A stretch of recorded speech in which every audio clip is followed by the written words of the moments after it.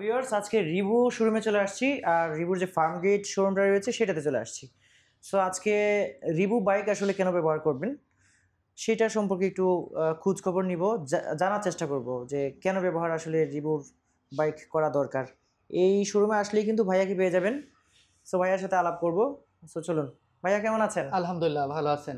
জি ভালো আছি আসলে। আচ্ছা, থ্যাংক ইউ। আপনারা তো রিভুর অথরাইজড শোরুম? জি, আমাদের অথরাইজড 3 এজ ডিলার। আচ্ছা, আমরা আসলে রিভুর বাইক কেন ব্যবহার করব? কেন ব্যবহার করব? ব্যক্তিগত কাজে আমরা কিন্তু এক স্থান থেকে অন্য স্থানে যাতায়াত করা লাগে, অফিসে, তারপরে আপনার ইউনিভার্সিটি, কলেজ বা অনেক শিক্ষকও কিন্তু এই গাড়িটা ব্যবহার করে। অনেক নার্স যারা আছেন তাদের দৈনন্দিন অফিসে যাতায়াতের কাজে ব্যবহার করে থাকি। এবং বাজার, ছোটোখাটো অফিস থেকে আমরা বাজারে যাই, সেই বাজার কিন্তু আমাকে ক্যারি করার মতো জায়গাও আমার সিটির নিচে আছে পর্যাপ্ত।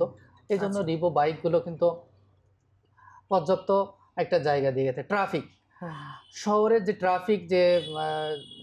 ট্রাফিকের সিগনালে আমরা পড়ে থাকি দীর্ঘক্ষণ বাসে যাতায়াত করার সময় বা অন্য মাধ্যমে, আপনি একটা রিভো বাইক যদি থাকে তাহলে আপনি অনায়াসে আপনার গন্তব্যস্থানে অল্প সময়ের ভিতরে পৌঁছায় যাবেন। আচ্ছা আচ্ছা, এখানে আমার আর একটু প্রশ্ন ছিল যে আমি কিন্তু এই সেম ফ্যাসিলিটিটা অন্য গাড়িতে পাচ্ছি, মানে ফুয়েল। জি, তাহলে আপনার ইলেকট্রিক বাইকটা আমি যে ব্যবহার করব সেই ফ্যাসিলিটিটা বলেন, যে কোন ফ্যাসিলিটিটার জন্য আপনি সাজেস্ট করবেন যে আমাদের রিভু বাইকটা, ইলেকট্রিক বাইকটা আপনি ফুয়েলের বাইক চেয়ে সাশ্রয়ী হবে, বা কোন কারণটা, মানে ওইটা একটু ভেঙে বলেন আমাকে। ইলেকট্রিক বাইকগুলো হচ্ছে অনেক কম খরচে আপনি যেতে পারবেন। যেমন আমার ঢাকা শহরে বা যে কোনো দৈনন্দিন জীবনে মানুষ 40 থেকে 45-50 কিলোমিটারই রান করে প্রতিদিনই। সেখানে আমার এখানে খরচ মাত্র 10 টাকা। 10 টাকায় আপনি যেতে পারছেন 40-50 কিলোমিটার পর্যন্ত। সেখানে আমরা মাস শেষে দেখা যাচ্ছে 10কে 300 টাকায় আপনি চলে যেতে পারবেন পুরো মাস। আচ্ছা, আর সেক্ষেত্রে ফুয়েলের বাইক তো মেইনটেনেন্স করতে হয়। এটার মেইনটেনেন্সটা কিরকম? এখানে মেইনটেনেন্স নেই বললে চলে, কম মেইনটেনেন্স এবং বেশি মাইলেজ আপনি পাবেন। আর এটার ডিজাইনটা কিন্তু অনেক সুন্দর, লুকটা অনেক সুন্দর। আচ্ছা, রিভিউর আমি বাইকগুলো দেখাই দিব, ক্লিপ দেখাই দিব এই মুহূর্তে। আচ্ছা, সেক্ষেত্রে আপনি বলতে চাচ্ছেন যে মেইনটেনেন্স খরচটা মোটামুটি জিরো, একদম জিরো বলা যায়। যদি ভেঙে যায় তাহলে সেটা ঠিক করতে হবে, আলাদা।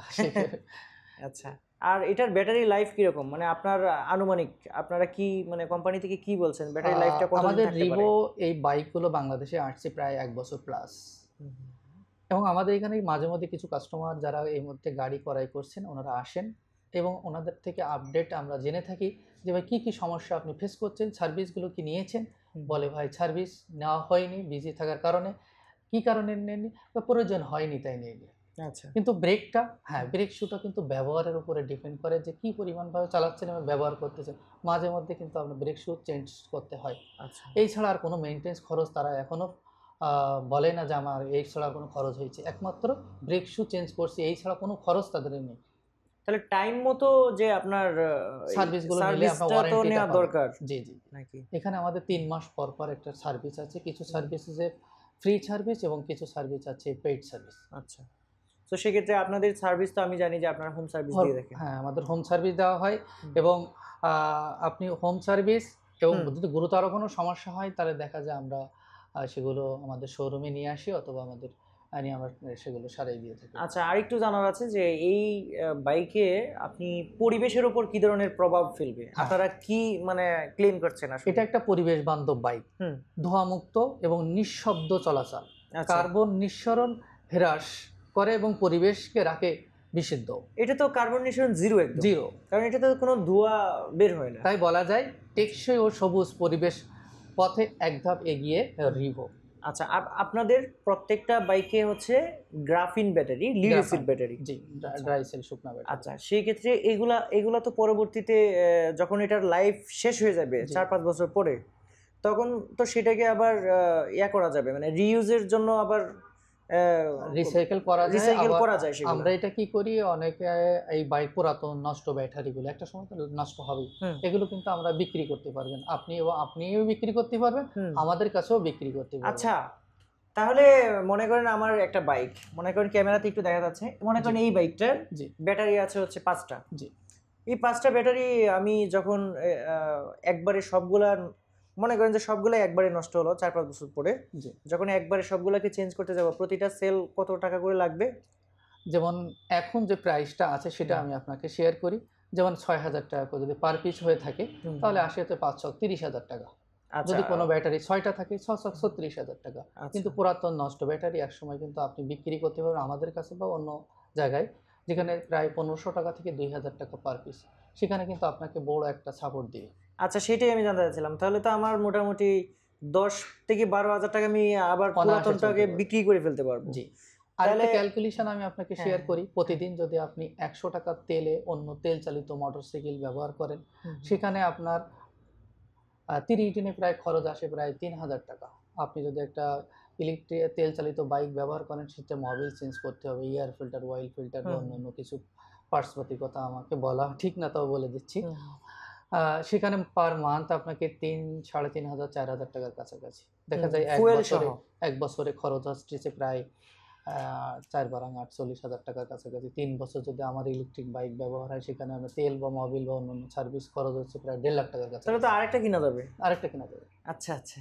অনেক সাশ্রয়।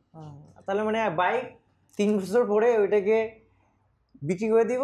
যা টাকা মানে হয় বিক্রি করে দিয়ে নতুন আরেকটা কিনে ফেলবো। রাইট। এরকম একটা কিন্তু অবস্থা আমার এই আরকি। গাড়িতে কিন্তু ৩ বছর পরে আপনার গাড়ি ফ্রি হয়ে যাচ্ছে। আচ্ছা, একদম ফ্রি গাড়ি থাকবে। আচ্ছা, আচ্ছা। কোনো কস্টিং নাই বললে চলে। হ্যাঁ, হ্যাঁ। তার মানে ওই যে প্লাসে মাইনাসে একদম মানে 0 হয়ে যাবে বুঝছেন? মাইনাসে মাইনাসে প্লাস এরকম হয়ে যাবে আরকি। যাক আপনাকে অসংখ্য ধন্যবাদ। আমাকে এই ইলেকট্রিক বাইকটা আসলে কেন ব্যবহার করা দরকার মোটামুটি সবগুলাই জানায় দিলেন।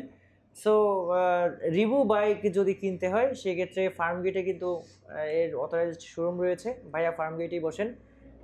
সো আমি ডেসক্রিপশন বক্সে এর যে পুরো ঠিকানাটা রয়েছে সেটা দিয়ে দিব এবং ফোন নাম্বারও থাকবে। আপনি যেকোনো পরামর্শ করতে পারবেন। মনে যেকোনো করেন বিষয়ে পরামর্শ করবেন। আমি কথা বলতেও ভালোবাসি সবার সাথে। সবাই আমার সঙ্গে যেকোনো বিষয়ে কথা বলবেন। আমি আপনি যদি আপনাকে সাপোর্ট দেব। গাড়ি নাও কেনেন, আপনার সাথে গাড়ি কিনলে সে ভালো হবে না মন্দ হবে সেই পরামর্শটাও তো করতে পারবে। অবশ্যই, অবশ্যই। আমি সো কাস্টমারের হাইট, ওয়েট, ব্যবহারের উপর ডিপেন্ড করে কাস্টমারকে সাজেস্ট করে থাকি যে কোন বাইকটা আপনার জন্য পারফেক্ট। আচ্ছা, আচ্ছা, আচ্ছা। আপনি তো এই লাইনে মানে অনেক অভিজ্ঞ। ইতিপূর্বে অন্যান্য বাইক জগতে ছিলাম, যার জন্য এই বাইক সম্পর্কেও প্রায় অল্প দিনে প্রায় আমি একটা ধারণা নিতে পেরেছি। ১০-১৫ বছরের অভিজ্ঞতা তো অবশ্যই আছে। কাছাকাছি। হুম। আচ্ছা, আপনাকে অসংখ্য ধন্যবাদ। সো দর্শক শুনছিলেন ভাইয়ার কাছ থেকে এতক্ষণ সবকিছুই জেনে নিলাম। সো আপনারাও জেনে নিতে পারবেন। এটা আসলে একদম আমার মন থেকেই যে আমি এগুলা জানলাম আরকি। এটা আমার জানার দরকার ছিল। যেহেতু আমি এই সেক্টরে কাজ করি, ভিডিও বানাই। সেজন্য জানলাম। আশা করি আপনাদের উপকার হবে। বিশেষ করে যারা আপনারা এই মুহূর্তে উদ্যোগ নিয়েছেন যে একটা গাড়ি কেনা আপনার দরকার।